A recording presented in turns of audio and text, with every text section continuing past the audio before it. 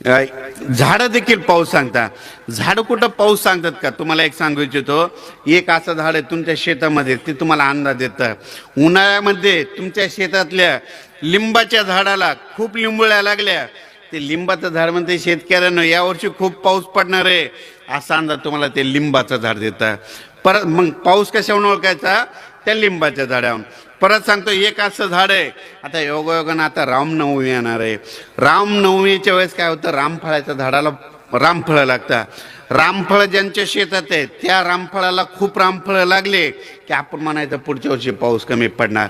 मग तुम्हाला अंदाज कोणी दिला? त्या रामफळाने दिला. परत सांगतो, पाऊस येईल कसा ओळखायचा? एक असं झाड आहे की ते तुम्हाला तुमची पेरणी लवकर होणार आहे का उशिरा होणार आहे सांगता.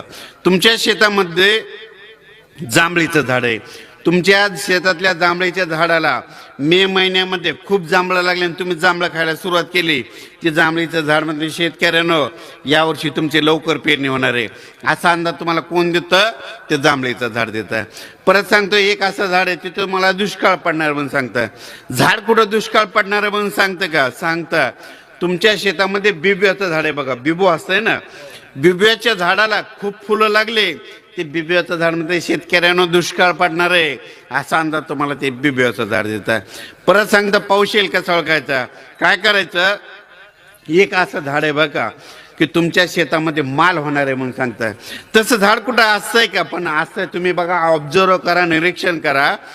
तुमच्या शेतामध्ये तुमच्या भागामध्ये ज्या ज्या ठिकाणी चिंचाचं झाड आहे बघा, चिंचाच्या झाडाला खूप चिंचा लागल्या की ते चिंचाचं झाड म्हणजे शेतकऱ्यानं तुम्ही मालामाल होणार आहेत असा अंदाज तुम्हाला ते चिंचाचं झाड देतं. आणि चिंचा कमी लागले की त्यावर्षी तुम्हाला माल होणार नाही असा अंदाज तुम्हाला कोण देतं? चिंचाचं झाड देतं. परत सांगतं, पाऊस येईल कसा ओळखायचा? काय करायचं? एक असं झाड आहे ते तुम्हाला 1 वर्षाचा पाऊस सांगतं. झाड कुठं 1 वर्षाचा पाऊस सांगतंय का? पण सांगतं. तुम्हाला सांगतो, पूर्वी आपल्या आजोबा पंजोबा होते, आपल्या आजोबा पंजोबाला मग अंदाज देणारं कोणी होतं का? ती काहीच नव्हतं. मग त्यांना अंदाज कोण देत होतं?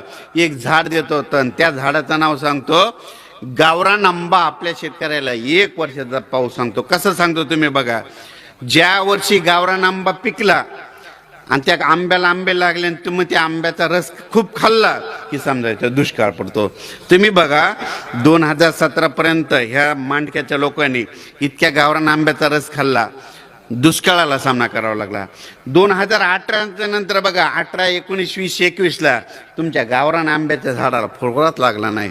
फुलवारा नाही म्हणजे आंबे नाही लागले, आंबे नाही म्हणजे रस नाही खाल्ला, म्हणून ह्या 4 वर्षात जास्त पाऊस पडला. आता यावर्षी फुलवारा लागलाय, पण ह्या आजच्या पावसानं जे गळून गेला आणि पडला, आंबे टिकले आणि तुम्ही रस खाल्ला की म्हणायचं दुष्काळ.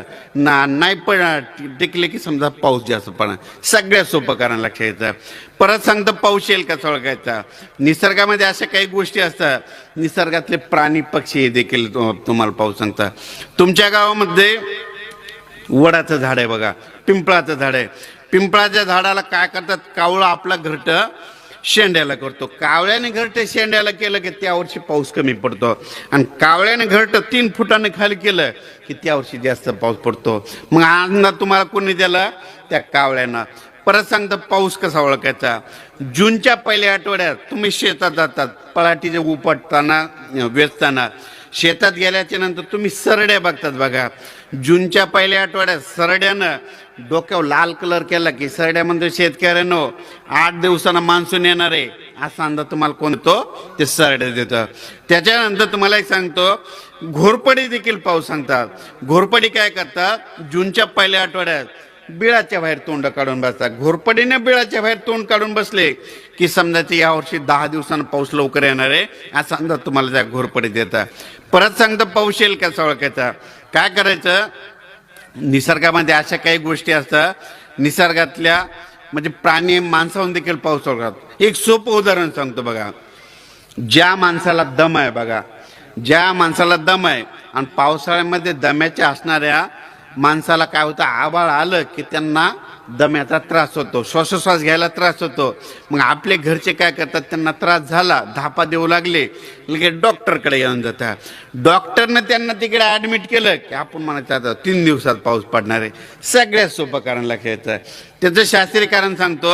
आबाळ आल्याच्या नंतर ऑक्सिजनचं प्रमाण कमी असतं, आर्द्रता जास्त असते, त्याच्यामुळे त्यांना त्रास होतो. तुम्ही म्हणायचं आपल्या शेजाऱ्याला ॲडमिट केलं की तुम्ही म्हणायचं आता 3 दिवसात पाऊस पडणार. सगळ्यात सोपे गणित लागले. परत सांगतो पाऊस येईल कसा ओळखायचा. ऑगस्ट आणि सप्टेंबर महिन्यामध्ये आपल्या घरचा लाकडी दरवाजा पाऊस सांगतो.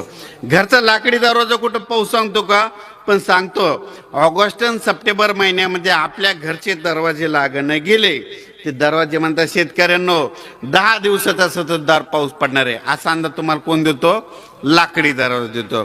परत सांगतो दुष्काळ पडणार आहे कसा ओळखायचा. तारीख लक्षात घ्या, 11 जूनला दुपारी 12 वाजता आकाशात वरती बघायचं. सूर्याला जर खळ दिसलं ना, निसर्गामध्ये शेतकऱ्यांनो दुष्काळाचं संकट आहे असा अंदाज तुम्हाला ते निसर्ग 11 जूनला दुपारी 12 वाजता देतो. परत सांगतो पाऊस येईल कसा ओळखायचा. काय करायचं, इंद्रधनुष्य तुम्ही बघता, काही जण म्हणतात इंद्रधनुष्य दिसल्याच्या नंतर लगेच 7 दिवसाला पाऊस येतो, 3 दिवसात येतं. याचं पक्क कारण लक्षात घ्या. पावसाळ्यामध्ये इंद्रधनुष्य निघाल्याच्या नंतर तुम्ही म्हणायचं आता जवळपास 15-20 दिवस पाऊस येणारच नाही. हे वाटल्यास फोटो काढून बघा तुम्ही होते का नाही, हे कारण लक्षात आहे. आणि बरेच जण म्हणतात ना 3 तासाने येतो, 3 घंट्याने येतो, हे खोटं आहे. इंद्रधनुष्य दिसल्याच्या नंतर कंप्लीट 20 दिवस 2-3 दिवस पाऊस पडतो आणि त्याच्यानंतर 20 दिवस पाऊसच येत नाही. हे कारण तुम्ही वाटल्यास वहीमध्ये लिहून ठेवा. त्याच्यानंतर परत सांगतो पाऊस कसा ओळखायचा. तुम्ही शेतात जाता, गच्ची उभा राहता, टेरेसवर जाता, शेतात गेल्याच्या नंतर काम करत असताना पावसाळ्यामध्ये विमानाचे आवाज येऊ लागले की आपण म्हणायचं 3 दिवसात पाऊस पडणार आहे. मग तुम्हाला एक सांगतो, विमान यंत्रणा ही रडार यंत्रणेवर बसलेली असते. ज्यावेळेस बाष्पाचे ढग, पाण्याचे ढग वरी असले त्यावेळेसच विमानाचा आवाज येतो, नसता येत नाही. पावसाळ्यामध्ये विमानाचे आवाज येऊ लागले की तुम्ही म्हणायचं 3 दिवसात पाऊस पडणार. आणि हिवाळ्यामध्ये आणि उन्हाळ्यामध्ये विमानाचा आवाज आला की तुम्ही म्हणायचं 3 दिवसाचा आबाळ येणार आहे. वाटल्यास बघा आज उद्या तुम्हाला नुसतं आबाळ आल्यामुळे विमानाचे आवाज येणार आहे. म्हणून ही गोष्ट लक्षात घ्यायची. परत सांगतो पाऊस येईल कसा ओळखायचा. निसर्गामध्ये काही गोष्टी अशा असतात की तुम्ही बघा, वावटोळ म्हणतात ना, आमच्याकडे वाटोळ म्हणतात, तुमच्याकडे वाळवट म्हणतात, कुठं वावटोळ म्हणते. वावटोळ काय म्हणतात, वावटोळ म्हणतात. तुम्ही बघा पाऊस याच्या अगोदर 5-7 दिवसानं वावटोळ काय करतं, तुम्हाला इशारा करून जाते. असे मोठे मोठे वाटोळ येतात, लगेच तुम्ही कोणालाच विचारायचं नाही, म्हणायचं आता 5 ते 7 दिवसानं कुठंतरी एक चक्रीवादळ तयार होणार आहे आणि त्याचा पाऊस आपल्याला येणार आहे. तुम्हाला बघायचं झालं तर तुम्ही काय करा, 25 फेब्रुवारीपासून वाटोळी सुटेल बघा. मोठे मोठे वाटोळी येऊ लागल्या की लगेच तुम्ही म्हणायचं 8 ते 10 दिवसात परत अवकाळीचं पावसाचं संकट येणार आहे असा अंदाज